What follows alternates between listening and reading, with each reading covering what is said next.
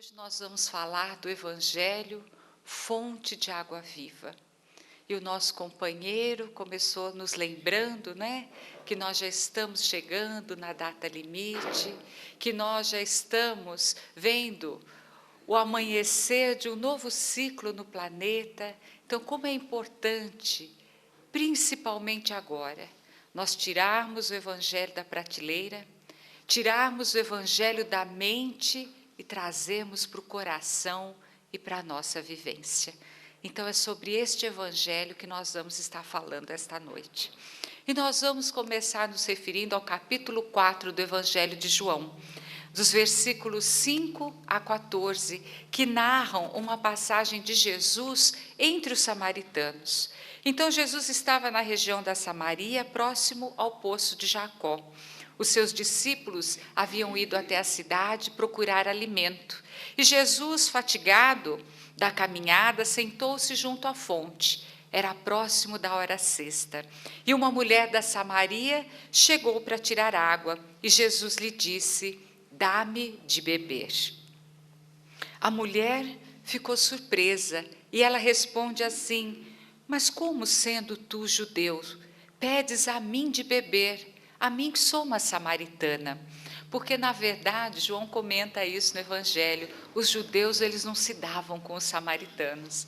Então Jesus lhe responde: "Se conheces o dom de Deus, e quem é que te diz, dá-me de beber, tu é que lhe pedirias, e ele te daria água viva." E ela então disse: "Senhor, nem sequer tens vasilha, e o poço é profundo. De onde, pois, tiras esta água viva? És porventura maior do que o nosso pai Jacó, que nos deu este poço, do qual ele mesmo bebeu, assim como seus filhos e seus animais?" E Jesus lhe respondeu: "Aquele que bebe desta água terá sede novamente, mas quem beber da água que eu lhe darei, nunca mais terá sede, pois a água que eu lhe der tornar-se-á nele fonte de água viva, jorrando para a vida eterna." A mulher então lhe diz: "Senhor, dá-me desta água, para que eu não tenha mais sede." Meus amigos, quem é essa mulher samaritana? Há muitas formas da gente ler o Evangelho. O Evangelho ele pode contar a história de alguém, de um cego que foi curado, de um paralítico que retomou os seus movimentos. Pode contar a história de personagens que parecem tão distantes de nós. Ou nós podemos ler o Evangelho como a nossa própria história. Nós podemos enxergar naquele paralítico a nossa própria paralisia diante de alguns acontecimentos da vida. Nós podemos enxergar naquele cego a nossa própria cegueira. Nós podemos enxergar em Madalena os nossos próprios desvios sexuais, em Pedro a nossa própria negação, em Judas a nossa própria traição. Então, ao ler o Evangelho, nós encontramos a nossa própria história em cada um daqueles personagens e, portanto, nós podemos ver nesta mulher samaritana a nós mesmos. Nós que já cansados do mal, já temos sede de uma água diferente, porque a água das ilusões já não matam mais a nossa sede, e hoje nós temos sede de evolução. Então Jesus vem nos oferecer esta água viva, o Evangelho, mas não um Evangelho estudado, mas um Evangelho vivido em cada momento da nossa vida. E nós aqui na Terra, nós ainda não temos a noção, nós não podemos avaliar o que representa um coração que se volta para a luz, um coração que age seguindo as lições do Evangelho, quanto esse coração, ele modifica o seu entorno, o ambiente e as criaturas onde ele está. Às vezes nós pensamos de uma maneira muito imediatista, nós queremos que as mudanças ocorram em 5, 10 anos, quando o plano espiritual trabalha com planejamentos de 300, 400 anos. E eu tenho certeza que hoje o mundo espiritual ele está em festa, porque ele olha aqui para a gente e diz assim: olha, já está sentado ali ouvindo sobre o Evangelho, ou olha, está fazendo uma palestra, falando do Evangelho do Cristo. Então, a nossa presença aqui nesta noite pode ser fruto de um trabalho de 300 mil anos. E o que isso significa? Isso significa que nós estamos quebrando cristalizações. Porque muitas vezes, por conta de uma ideia fixa, nós perdemos tantas encarnações. O livro está cheio, os livros estão cheios dessas histórias. No livro Amanhecer de uma Nova Era, um livro recente, ditado por Manuel Filomeno de Miranda, pelo lápis abençoado de Divaldo Pereira Franco, ele conta ali a história do rabino Eliakim Ben Sadoc, que está há 4 séculos preso, perseguindo Jesus e os seus seguidores. 4 séculos, são 400 anos. O livro foi escrito há 2 anos. E ele conta que foi preciso o Dr. Bezerra de Menezes montar uma equipe com Eurípides Barçanufo, com o próprio Manuel Filomeno de Miranda, e contar com a ajuda de Francisco de Assis. E eles não conseguiram convencer o rabino a parar com a perseguição. Tiveram que buscar a mãe dele em planos altíssimos para que ela pudesse convencê-lo, pelo grande amor que ela tinha, a deixar o Cristo em paz e a começar o caminho dele de evolução. Então são 400 anos, a criatura presa, não é? Os livros de André Luiz nos narram isso. Então hoje nós percebemos, como nosso irmão estava falando, que nós estamos vivendo um momento diferente na Terra.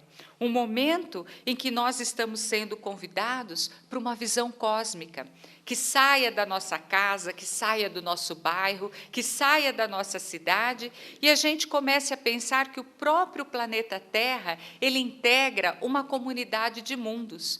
Então, todos os olhos do sistema solar estão voltados agora para a Terra, todos os planetas, todos os nossos irmãos espirituais nestes planetas, eles estão interessados nesse passo decisivo que a Terra vai dar, sendo promovida de mundo de expiação e provas para mundo de regeneração. Né? E nós percebemos que muitos espíritos, habitantes destes mundos mais evoluídos, estão vindo, a pedido de Jesus, encarnar entre nós para nos ajudar neste processo.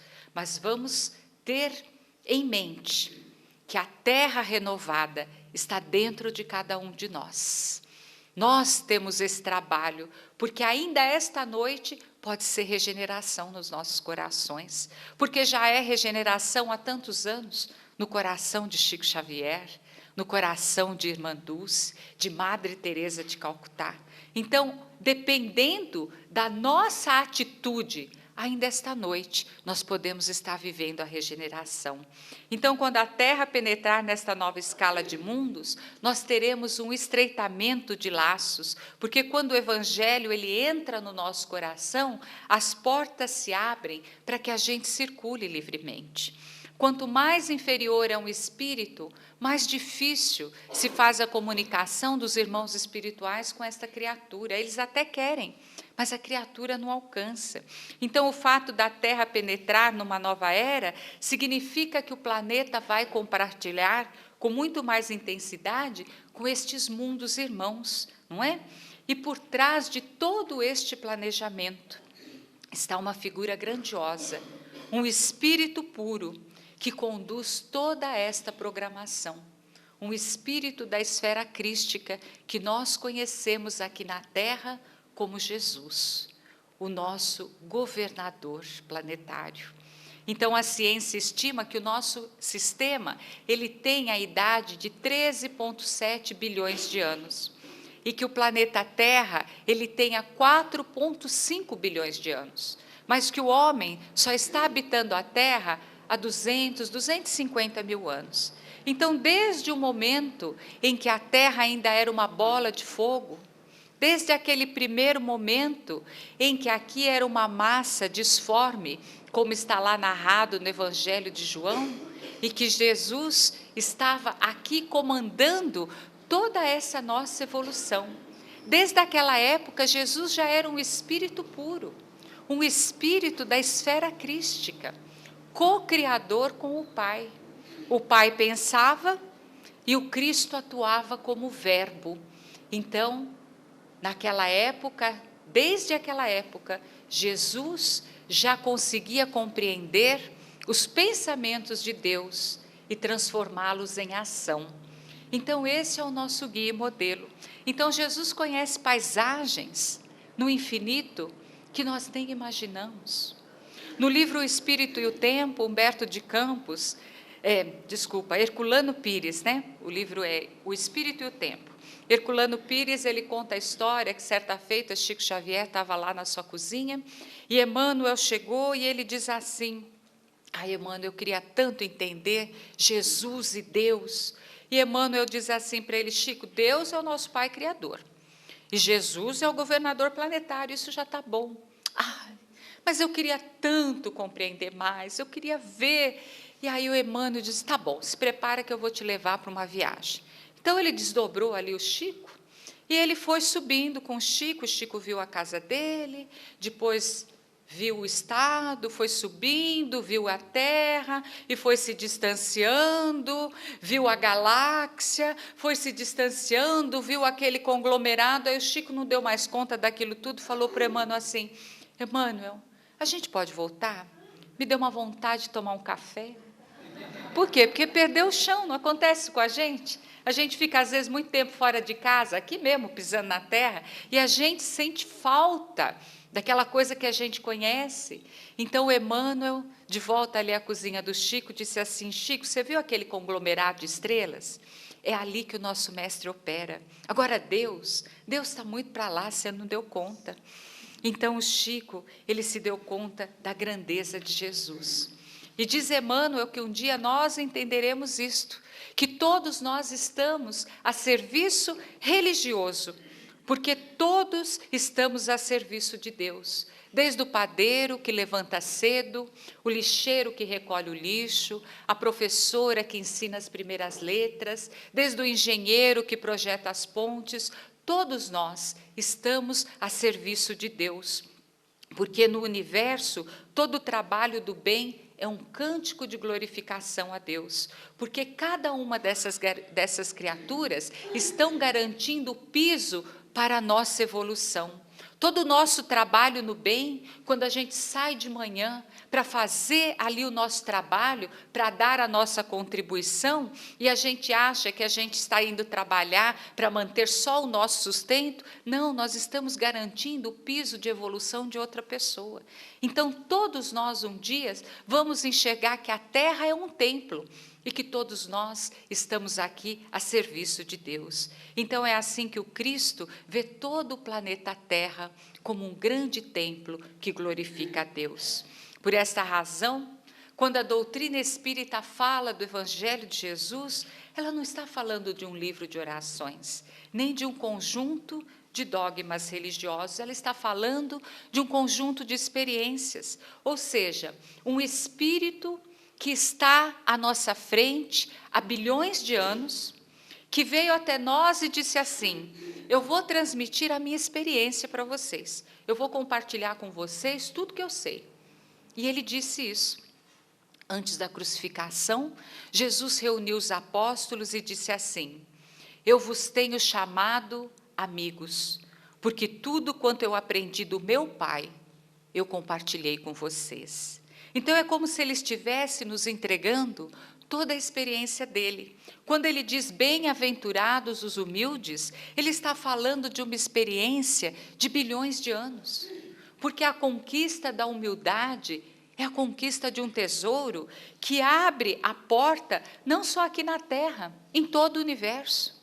Quando ele fala da força do perdão, quando ele fala do amor incondicional, quando ele fala dessa mensagem forte do Evangelho, Jesus está nos trazendo a experiência de mundos ditosos. Uma experiência de mundos onde o mal não existe mais. Porque o Evangelho é a síntese de como vivem os espíritos que já não pensam mais no mal. Foi essa experiência que Jesus nos trouxe. Então, o Evangelho não é um livro. Ele conta a experiência de alguém que traz essa experiência para nos ajudar. Da mesma forma, quando a gente vai viajar para um país distante, e alguém que já foi fala assim: olha, Lá faz frio, hein? Mas você não leva essa roupa que você tem, não. Você precisa de roupa que venha de lá, senão você não aguenta. E aí a gente que está aqui num país tropical, que colocou biquíni, shorts, mini saia, a gente vai ter que refazer a mala, porque essas roupas não servem para onde a gente vai. Então Jesus vem dizer assim, olha, esse comportamento de vocês não serve. Vocês querem para um mundo feliz? Um mundo onde o mal não exista? Eu vou dar para vocês a receita, haja desse jeito, é o passaporte de vocês. Então foi essa experiência evolutiva que Jesus nos trouxe. E quando ele andava por aqui, ele via as estrelas. Gente, vocês podem pensar o que é a gente enxergar as estrelas estando no deserto? Quando a gente sai de São Paulo, já tira um pouco essa poluição, que a gente vê um pouco mais de estrela, a gente fica encantado. Imagina na época do Cristo, no deserto, ele via as muitas moradas da casa do Pai. Ele conseguia enxergar lugares que nós nem fazemos ideia. Então, este Espírito que é luz, para se comunicar conosco, ele teve que fazer o trabalho de um grande educador. E ele teve que falar uma linguagem acessível a cada um de nós. Falar de um jeito que a gente pudesse entender. E qual foi a linguagem que ele utilizou? Se você tem um médico, um engenheiro e uma criança, se você falar na língua do médico, só ele entende. Se você usar o jargão do engenheiro, só ele entende. Mas se você falar na língua da criança, os três vão entender. Então, Jesus usava a linguagem mais singela possível. O reino de Deus é semelhante a um semeador que saiu a semear. A fé é semelhante a um grão de mostarda. Então, ele tirava lições universais das lições do cotidiano. Ele entrava na casa de alguém, via lá uma lamparina no velador, e ele já ditou uma lição que é uma lição universal. Não se deve colocar a candeia embaixo do alqueire. Ela deve ser colocada em cima, no velador, para que haja luz para todos. Essa é uma interpretação que, à medida que a gente vai evoluindo, a gente vai percebendo que nós somos essa candeia, porque ele diz que nós somos luz e que deve brilhar a nossa luz. Então, onde nós estivermos, nós somos esta candeia que deve iluminar as criaturas. Então, este foi um dos grandes trabalhos de Jesus, a educação do olhar.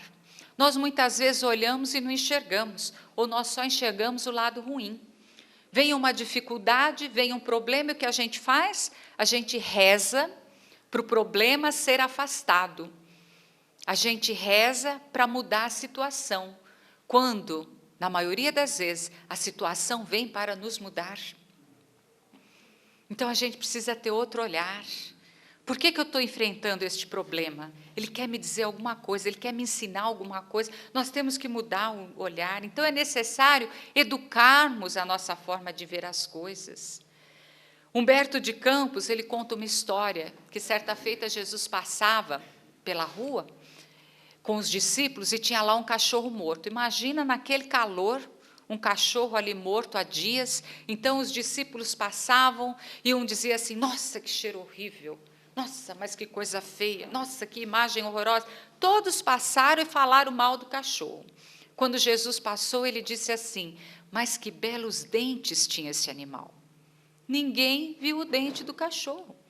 Será que nós não somos assim? A gente só pega ali, naquele lado difícil da situação, e a gente não percebe a experiência que aquilo vem nos trazer? É por isso que muitas vezes a gente demora tanto a sair de uma situação. Às vezes a gente fica anos com ela, porque a gente não enxerga o que ela quer nos mostrar. Aí vem alguém e quer resolver o problema por nós. Não adianta, vem outro, porque quem tem que resolver somos nós. Então, esta educação do olhar, não é? Quando Jesus ele foi preso, Simão defende Jesus.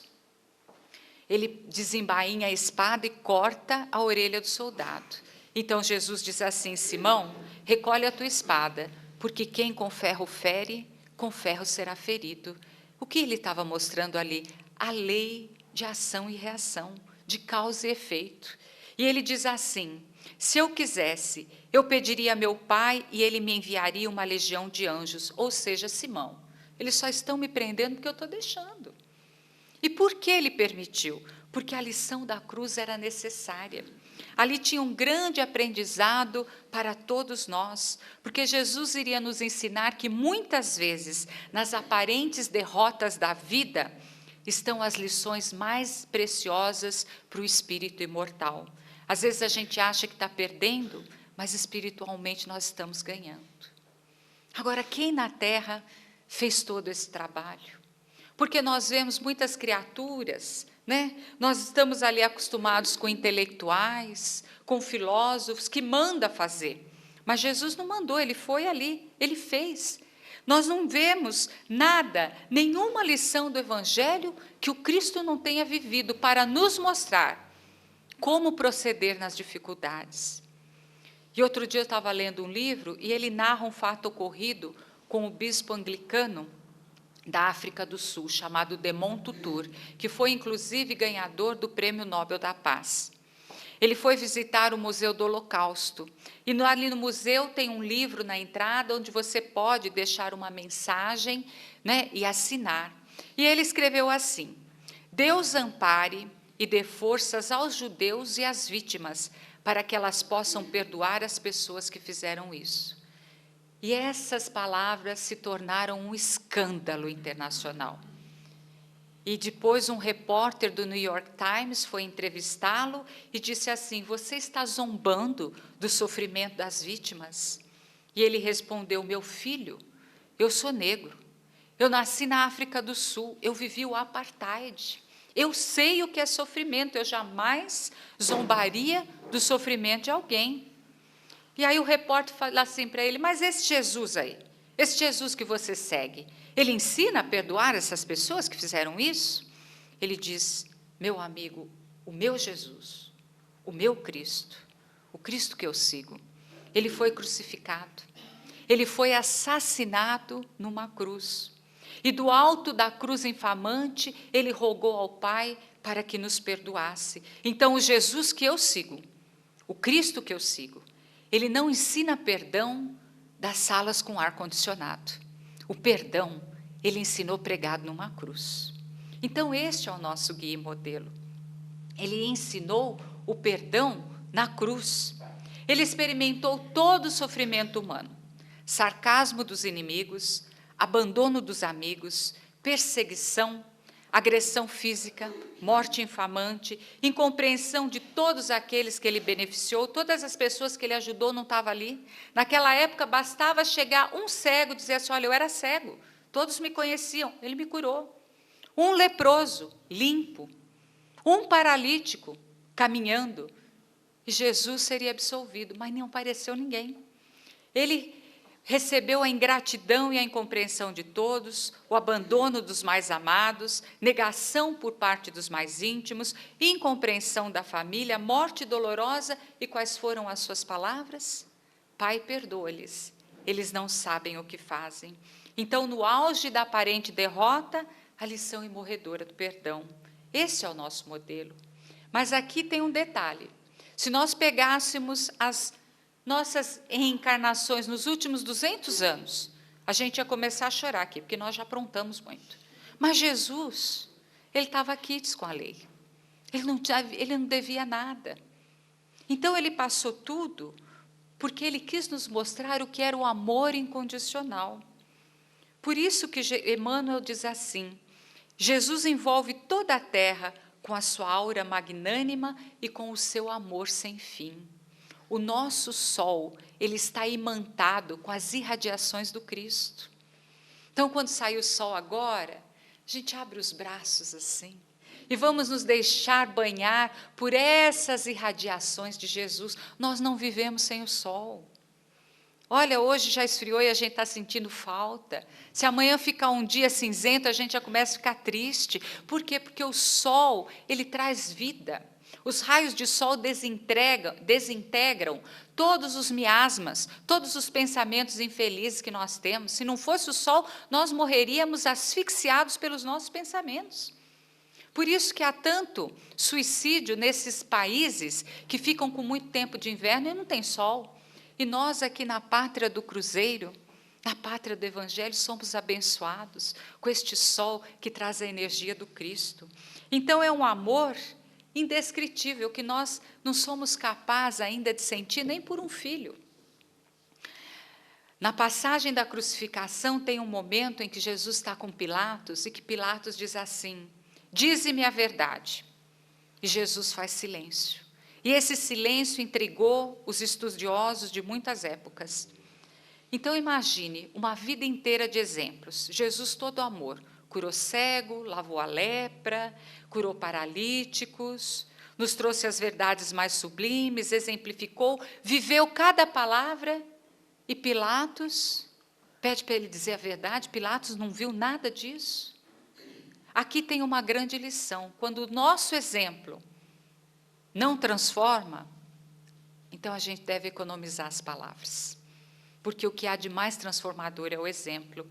Emmanuel diz assim: nós só escutamos aquilo que o nosso ouvido tem dignidade de ouvir, porque Deus não lança pérolas aos porcos. Então, algumas mensagens só para ouvidos dignos. E os ouvidos de Pilatos não eram dignos. Mas essa passagem ainda nos remete a uma outra grande lição. O Evangelho não é um livro. O Evangelho não é uma palestra, ele não é um escrito sagrado apenas. Ele tem tudo isso. Ele tem livro, ele tem palavra, ele é um escrito sagrado, mas isso é apenas o início. O Evangelho é uma vida. É a vida de alguém que veio até nós para nos mostrar a sua experiência. Mas como que a gente pode colocar a vida de alguém num livro? Imagina a sua vida, desde o dia que você nasceu até agora, narrar cada fato, seria possível? Muito complicado, né? Certa feita, Rubem Alves, que é um grande escritor brasileiro, pedagogo, teólogo, ele foi convidado a fazer uma palestra, ele estava falando exatamente disso, como é difícil você colocar a vida de alguém num livro, como é difícil você traduzir em palavras algumas lembranças, algumas emoções, e um jovem tentou ridicularizá-lo, porque ele pegou uma maçã e ele estava usando esta maçã como uma metáfora, dizendo que aquela maçã para ele era especial. E o jovem disse assim: olha, essa maçã aí, que você está segurando, eu compro em qualquer supermercado, essa maçã para mim é tudo igual. E aí Rubem Alves respondeu: não, a maçã que eu como, você nunca vai comer. E eu vou te explicar por quê. Vou te provar por que você não vai comer essa maçã. E o jovem ficou assustado. E ele disse assim: eu venho de uma família muito pobre, quase miserável. E quando chegava o Natal, meu pai reunia todas as suas economias e, depois de pagar as contas, ele comprava uma maçã, porque era o que ele dava conta de comprar. Senão ele não pagava as contas, não trazia alimento. E sabe por que ele comprava uma maçã? Porque mamãe adorava maçã. E eu vou te dizer mais, mamãe gostava tanto de maçã que hoje todos nós adoramos maçã. Então ele chegava com aquela maçã embrulhada num papel, ele abria na mesa e mamãe partia a maçã. Dava um pedacinho para ele, dava um pedacinho para mim, um pedacinho para cada um dos meus irmãos e comia o pedacinho dela. E nós comíamos todos juntos, na manhã de Natal, aquela maçã. Então eu vou lhe dizer uma coisa: essa maçã que eu como você nunca vai comer, porque a minha mãe já se foi, o meu pai já se foi, e esta maçã tem o sabor do meu pai, essa maçã tem o sabor da minha mãe, esta maçã tem o sabor da minha família, feliz, reunida numa manhã de Natal, comendo essa maçã. Então essa maçã você não vai encontrar em supermercado nenhum. E o jovem se emocionou. Então o que nós poderíamos dizer? Que o Evangelho, ele tem sabor. O Evangelho de Jesus não é um livro que a gente compra na esquina e lê. Não é um livro que está em primeiro lugar no New York Times. O Evangelho de Jesus, ele tem o sabor de Jesus na casinha de Simão Pedro, ali comendo com ele. E aí chega um leproso e Simão Pedro, vendo aquele leproso em chagas, alguém que já tinha perdido toda a alegria de viver, ser tocado pelo Cristo e ver a pele dele se restabelecer e aquela criatura que estava morta dentro da vida se sentir vivo de novo. Esse evangelho que nós estamos falando tem o sabor de Jesus acordando cedo e indo pescar ali com os seus apóstolos, para ensinar que nós devemos honrar a Deus no cumprimento das nossas ações diárias. Este evangelho, ele tem o perdão, tem o sabor do perdão na cruz. Então, cada fato daquele ali narrado teve um espírito que viu, um coração que presenciou. E como os espíritos são imortais, como nós somos imortais, Nicodemos está vivo. Maria de Nazaré está viva. Este leproso que nós estamos aqui falando, ele está vivo, estão todos vivos. Então, este evangelho, ele tem sabor, ele tem vibração, ele tem alma. Mas como disse Jesus para Zebedeu, pai de João Evangelista, Zebedeu, a nossa causa ainda não é do mundo, porque as multidões, Zebedeu, ainda se reúnem para celebrar a violência.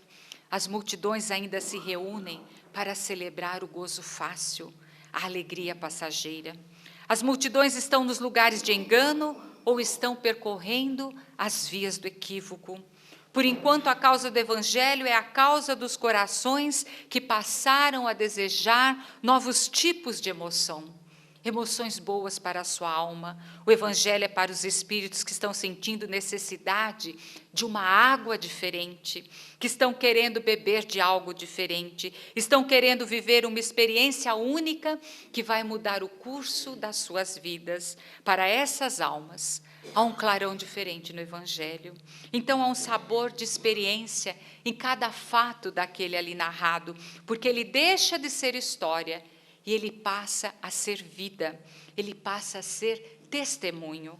Então, nós poderíamos concluir essa fala dizendo que o Evangelho, o verdadeiro Evangelho, ele está no coração que presenciaram Jesus, que foram testemunhas oculares da sua passagem na terra, mas está também nos corações daquelas pessoas, nos corações de cada um de nós que ouvimos estas histórias e nós nos sensibilizamos com elas, que mudaram o rumo da sua vida espiritual por conta dessas experiências. Então, é um evangelho vivo. Por isso, Paulo diz no capítulo 3, versículo 2, da segunda epístola aos Coríntios: vós sois as cartas vivas do Cristo, escritas não com tinta, mas pelo Espírito do Deus vivente, escritas não em tábuas de pedra, mas em tábuas de carne, isto é, nos corações. Vós sois as cartas vivas do Cristo, nos diz Paulo, porque o poder da influência daquele que traz o Evangelho no seu coração e, consequentemente, nas suas atitudes diárias, pode transformar o caminho daqueles que estão com ele. E nós encontramos no Evangelho muitas cartas vivas. O próprio Saulo, transformado em Paulo, o próprio Simão, transformado em Pedro, Gesiel, transformado em Estevão, Hipólite, transformado em Kardec. Mas nós gostaríamos de encerrar essas nossas reflexões trazendo uma personagem que conseguiu superar Paulo na sua transformação moral. E este comentário não é nosso. Quem diz isso é Emmanuel, ao se referir a esta personagem do Evangelho, na lição de número 92 do livro Caminho, Verdade e Vida. Ele diz que nem mesmo Paulo precisou de tanto trabalho íntimo, porque Paulo já era amante da lei e Paulo não tinha vícios. A nossa personagem, entretanto, diz Emmanuel, conhecer ao fundo amargo dos hábitos difíceis de serem extirpados, amolecera-se ao contato de entidades perversas, permanecia morta nas sensações que operam a paralisia da alma. Entretanto, bastou o encontro com o Cristo para abandonar tudo e seguir-lhe os passos fiel até o fim, transformando-se numa de suas cartas vivas para a humanidade. Então, agora nós convidamos todos para fazer uma viagem no tempo. Nós vamos agora nos transportar para Cafarnaum, num final de tarde, em que os raios solares já se despedem do dia, beijando o mar da Galileia.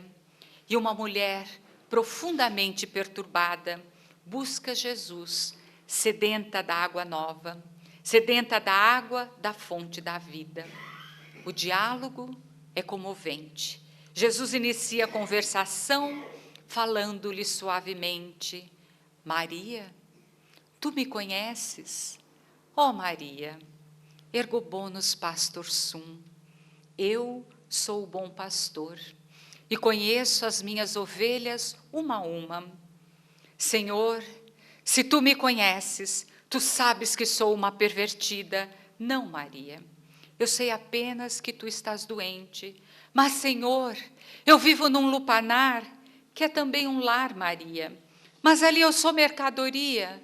Ó Maria, seria muito melhor que ao invés de estares exposta, estivesses composta. E ao invés de seres buscada para o comércio da ilusão, te transformasses numa realidade de paz. E o que devo fazer, Senhor? Ama, Maria, ama aos teus filhos. Desgraçada de mim. Tive o ventre varado 1000 vezes e nunca tive a honra de ser mãe. Maria, quando eu digo que ames aos teus filhos, eu quero dizer que ames aos filhos que não têm mãe, às mães que não têm filhos, porque amar ao filho da própria carne é um dever imposto pela vida orgânica, mas amar aqueles que são de outra carne é uma proposta de Deus. Tu nunca vistes, Maria, depois dos escombros, do frio e da destruição, a primavera suave beijar as pedras e arrancar delas flores miúdas? Tu nunca viste o solo árido, depois de regenerado pela chuva, reverdecer e cobrir-se de flores? E o pântano, Maria, depois de drenado por valas, tornar-se um jardim ou pomar? Assim é aquele que ama. Quando eu te digo que ames, eu quero dizer, dá-te a oportunidade de alguém agasalhar-te no teu coração e tu o embalares com as dúlcidas vibrações de ternura.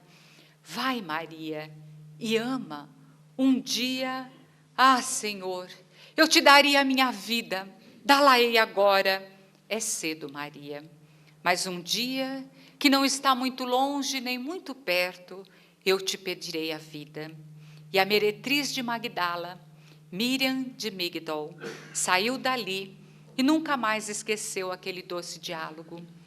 A partir daquele encontro em Cafarnaum, toda a tarde, quando o leque dourado do sol beijava as últimas nuvens e apagava-se no poente de uma barca, um homem belo e incomparável distendia as mãos e falava aos ouvidos do coração dos aflitos. E entre estes, uma mulher de peregrina beleza atendia crianças, socorria desvairados, punha óleo em feridas. E depois que ele se foi, e ela o viu em uma manhã esplendorosa de Cafarnaum, quando todos os amigos se foram, e ela disse: levem-me, Pedro, leve-me com você. Não posso. Tu és mulher. As mulheres são frágeis. Não posso levar-te comigo. Ela compreendeu. Nunca perdoariam o lugar de onde ela veio. Perdoavam aos homens que lhe derrubaram, mas não perdoavam quem havia caído. Ela entendeu e continuou na praia. Pediu emprego de porta em Cafarnaum, Magdala, Dalmanuta. Mas quem tinha lugar para uma mulher arrependida? Ela ficou naquela praia a sós. Na terceira madrugada, ela viu um magote de pessoas que batiam a matraca e uma voz surda que de quando em quando chegava anunciando: fugi, Morfeia, a doença bíblica, o mal de Hansen, fugi da direção do vento. Ela quis correr, mas lembrou-se dele. O que faria Jesus? E ela ficou. Quando chegou aquele grupo, alguns a cavalos, outros sem membros, crianças marcadas com as rosas púrpuras da degenerescência orgânica, ela perguntou: para onde ides? Procuramos a Jesus de Nazaré. Estamos chegando das longas terras da Síria e ouvimos falar de um profeta peregrino que lavava a lepra. Onde? Onde ele está? Estamos tão cansados. Maria baixou a cabeça, porque chegastes tarde demais. Mataram-no. Ele se foi. Voltou para nos dizer que estaria conosco. E agora retornou ao seio do seu Pai, e a nossa dor ficou entre nós. Maria viu a decepção nos seus rostos, as lágrimas de desencanto. Então ela começou a dizer: mas ele nos disse, e repetiu as palavras do Sermão do Monte. E falou mais e mais, até a alvorada do outro dia, quando as autoridades de Cafarnaum vieram expulsá-los para os vales dos imundos. E quando eles se foram, sorriam. A esperança estava novamente de volta nas suas faces. E quando ela os viu dobrar uma última curva na praia, e uma criança acenou-lhe adeus, ela pensou: eram seus últimos amigos, ela não tinha mais ninguém. Então ela deu um grito: esperai por mim, e saiu a correr. E 2 semanas após, no Vale dos Imundos em Jerusalém, chegava mais um grupo de atormentado vindo de longes, acompanhados de uma mulher de rara beleza. Toda a tarde, de cima de uma plataforma natural da rocha, aquela mulher de cabelos dourados que lhe caíam pelos ombros, falava transfigurada de Jesus.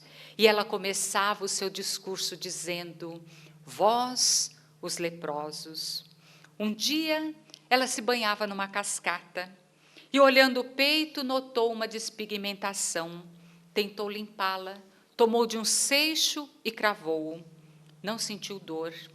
Naquela tarde, ela abriu os braços e começou o seu discurso assim: nós, os leprosos.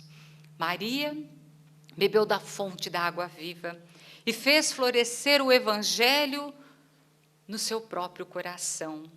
E conta uma velha lenda que, tomada pela enfermidade, ela foi visitar a mãe de Jesus. Da mulher sensual de Migdol, ou Magdala, não existia mais nada. Era apenas um corpo em putrefação que respirava. Ela ouviu dizer que a senhora estava em Pátimos com João. Então ela resolveu ir. Despediu-se dos amigos que ficaram chorando.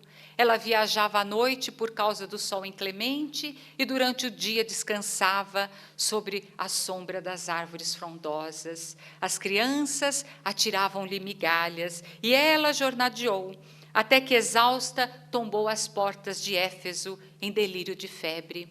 E algumas criaturas a ouviram chamar por João, por Maria de Nazaré. Então as pessoas foram chamar João, que veio buscá-la, levando-a a casa. A mãe de Jesus velou por ela 2 dias e 3 noites, e na 3ª madrugada ela exalou o último suspiro. E ela sentiu-se leve naquela madrugada maravilhosa. Ela tinha a impressão de que o ar perfumado de Cafarnaum invadia-lhe as narinas da alma.